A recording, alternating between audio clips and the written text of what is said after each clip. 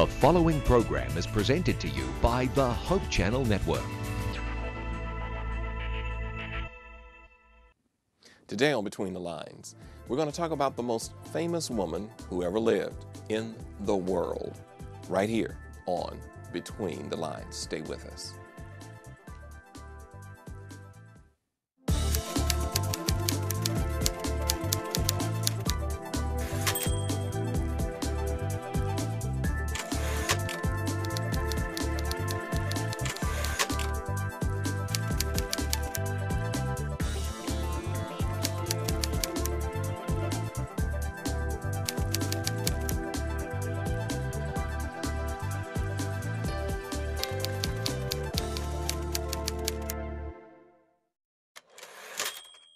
Welcome to another program, Between the Lines. I'm your host, Samuel Thomas Jr.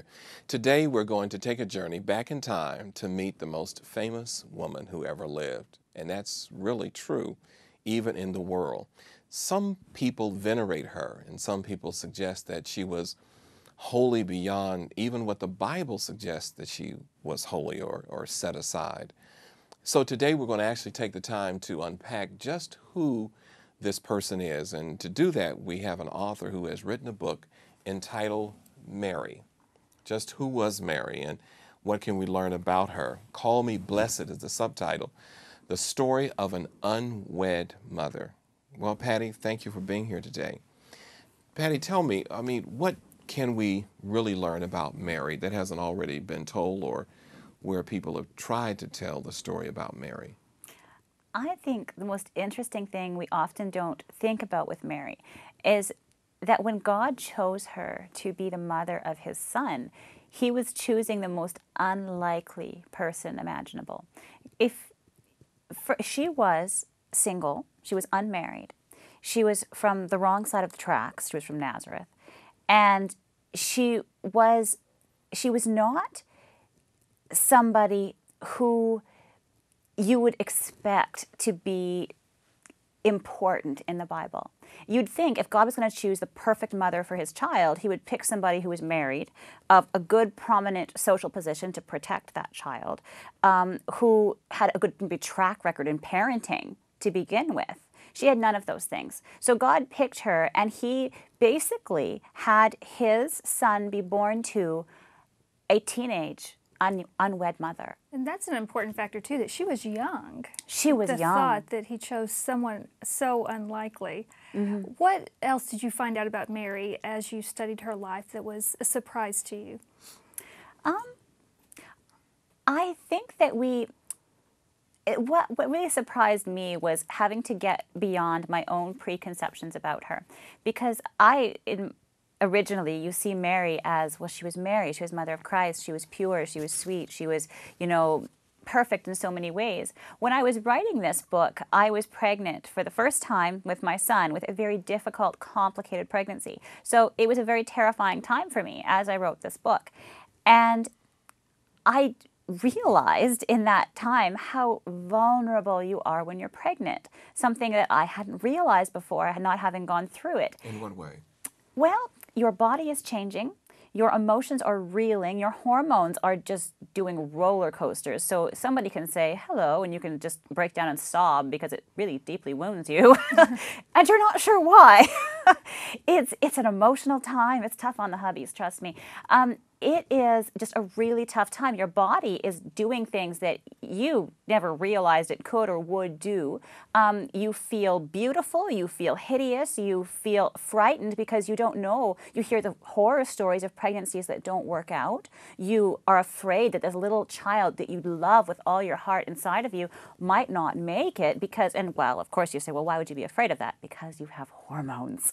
Well, so that just shows it's complicated, it's complex. It is. In a dynamic situation, even when it is a normal pregnancy. Well, that's Absolutely. I asked the question, but because this is those are roller coaster feelings. I don't know that I'll ever be able to resonate with, obviously. So, but then add on to that the condition where you are carrying the Messiah. Yeah. And add on to that condition, you are unmarried and nobody believes you that you're carrying the Messiah. That sounds ridiculous. Exactly. To people. Yeah. I mean, that's a likely story for somebody who finds herself pregnant. Oh, of course, it just happened. Nobody touched me. So as you studied the culture of the time, set the stage for us a little bit about the time Mary lived.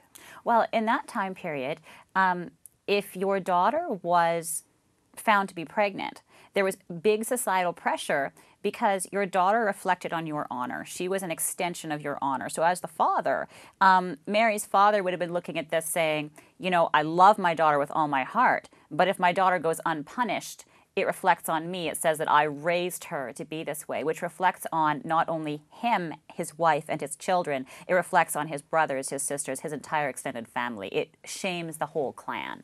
And so there was immense societal pressure for something to be done.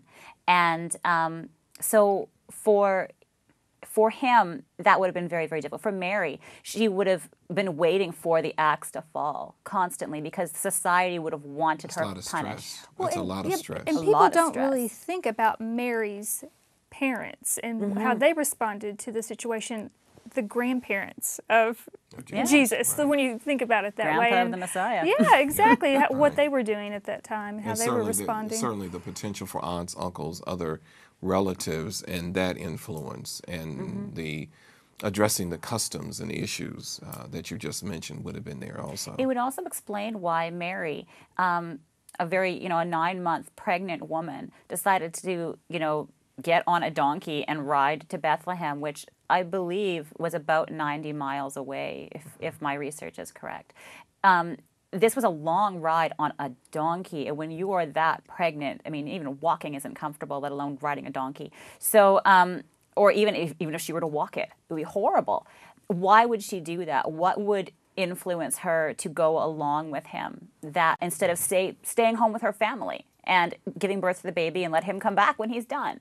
So I took the position that there would have been big pressures to punish her, and she might not have been safe in her hometown with people wanting to exact some retribution for her supposed sin. So what you're saying, even though they had to go to Bethlehem because of the call for taxes, there would have been more the likelihood of send Joseph by himself, I'll give birth back here, but because of everything else, that could have influenced her. Women were not really...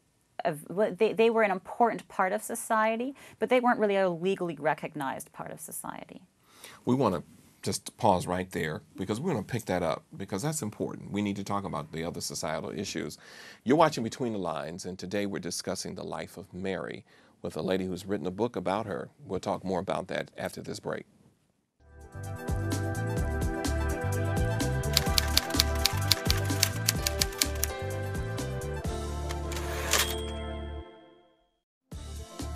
For more information about any of the books presented today on Between the Lines, visit your local Adventist Book Center or go online at www.adventistbookcenter.com. If you are interested in receiving a copy of today's book and live in the United States and Canada, call 1-800-765-6955. That's 1-800-765-6955.